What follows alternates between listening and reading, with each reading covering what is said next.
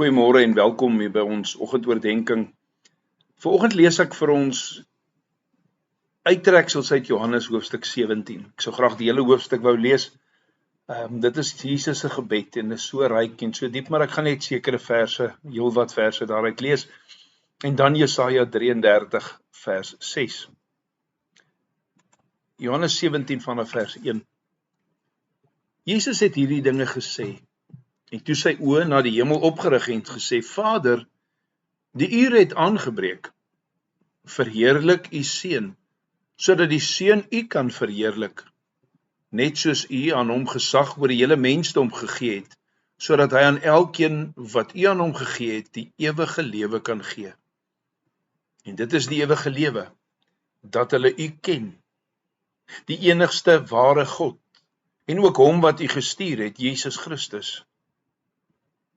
Ek het u op aarde verheerlik, deur die werk te voltooi wat u aan my gegee het om te doen.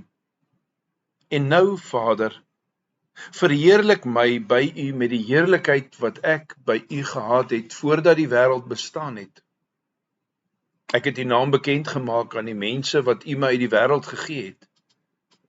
Hulle het aan u behoort, en u het hulle aan my gegee, en hulle het u woord gehoorsaam. Nou weet hulle dat alles wat u my gegee het van u kom. Die woorde wat u my gegee het ek aan hulle gegee. En hulle het dit aanvaar en werklik besef dat ek van u afkom. En hulle het geglo dat u my gestuur het. Ek bid vir hulle. Ek bid nie vir die wêreld nie, maar vir hulle wat u aan my gegee het, omdat hulle aan u behoort. En alles wat myne is, behoort aan u. En wat aan u behoort is myne, en in hulle is ek verheerlik. Ek is nie meer in die wêreld nie, maar hulle is nog in die wêreld, en ek kom na u. Heilige Vader, bewaar hulle wat u aan my gegee het in u naam, sodat hulle, net soos ons, een kan wees. Maar nou kom ek na u. Ek sê hierdie dinge terwyl ek in die wêreld is, sodat hulle my blydskap volkome in hulle kan hê. Ek bid egter nie net vir hulle nie, maar ook vir die wat deur hulle woorde in my glo, dat hulle almal een kan wees, net soos u, Vader, in my is en ek in u, en dat hulle ook in ons kan wees, sodat die wêreld kan glo dat u my gestuur het. Ek het die heerlikheid wat u aan my gegee het aan hulle gegee, sodat hulle een kan wees net soos ons een is. Ek in hulle en u in my, sodat hulle volledig een kan wees en die wêreld kan weet dat u my gestuur het en hulle liefgehad het, net soos u my liefgehad het. Regverdige Vader, die wêreld ken u nie, maar ek ken u. En hulle weet dat u my gestuur het. En ek het u naam aan hulle bekend gemaak. En ek sal dit verder bekend maak, sodat die liefde waarmee u my liefgehad het, in hulle kan wees. En ek in hulle. Jesaja 33 vers 6. Hy sal bestendigheid aan jou tye bied, 'n rykdom van bystand, wysheid en kennis, ontzag vir die Here. Dit is sy skatte. Geliefdes, dit is sy skat of sy skatte. Dat die laaste deel van hierdie vers uit Jesaja word vertaal as sy skat. Daar is 'n afwagting dat die vervulling van die vrees van die Here op een mens sal hang, sy skat. En dat hierdie mens werklik geregtigheid sal vervul, alle geregtigheid sal vervul. Nie die een mens, nie die een man, is sekerlik Jesus Christus. Hy het die Here in alles gevrees. Hy was besig met die Vader se sake, en hy het die glimlagte en frons van God baie meer geag as die van die mens, wat ons gister gehoor het, ons moet ook doen.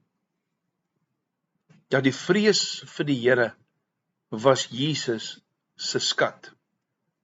Dit wil sê, dit het voorrang geniet bo alles anders in sy lewe. Hy het nie gekom om sy eie wil te doen nie, maar die wil van God wat hom gestuur het. Vader, u wil, nogtans u wil en nie myne nie. Uit vrees vir God wou Jesus nie net doen wat reg was in elke situasie nie, of hy wou dit nie doen nie, hy het dit gedoen. Hebreërs 4 vers 15, die laaste gedeelte, sê vir ons dat Jesus een is wat in alle opsigte versoek is, soos ons, maar dat hy sonder sonde is. Hebreërs 12 vers 3 vermaan ons om na Jesus te kyk. Ja, hy wat die stigter en die volëinder van ons geloof is, wat die vreugde wat voor hom gestel is, of vir die vreugde wat voor hom gestel is, hy die kruis verduur, hy die skande gedra. En hy sit aan die regterhand van God op die troon. Deur sy hele lewe het Jesus sy Vader gehoorsaam. Het Jesus sy Vader liefgehad, het hy sy Vader geprys en het hy homself verloon.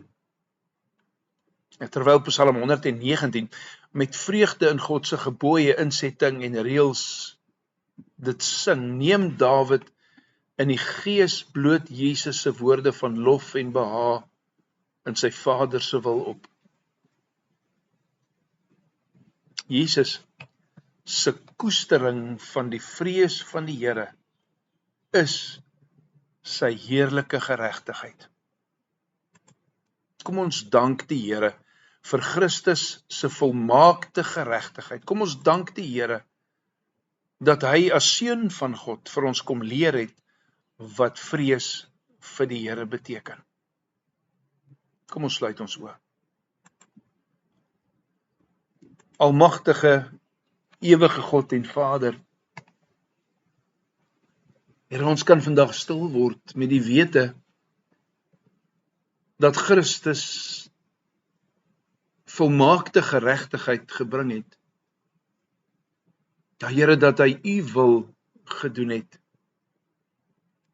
Dat vrees vir u vir hom voorop gestaan het. Dankie Here daarvoor. Dankie dat ons daarin kan deel. Dankie dat ons in hom kan glo wat dit vir ons volbring het.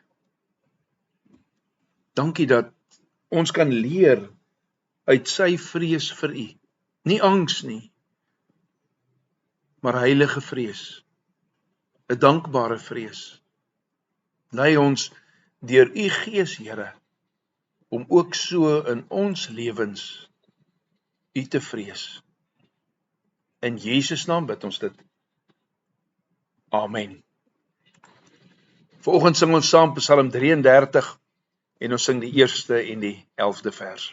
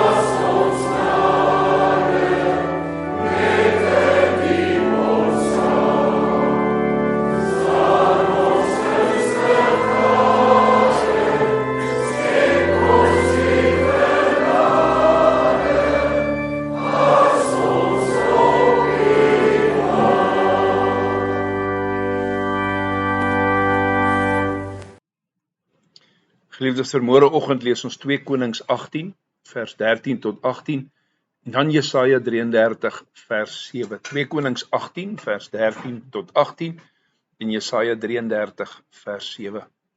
Aan elkeen vandag 'n geseënde dag, tot 6 uur môreoggend.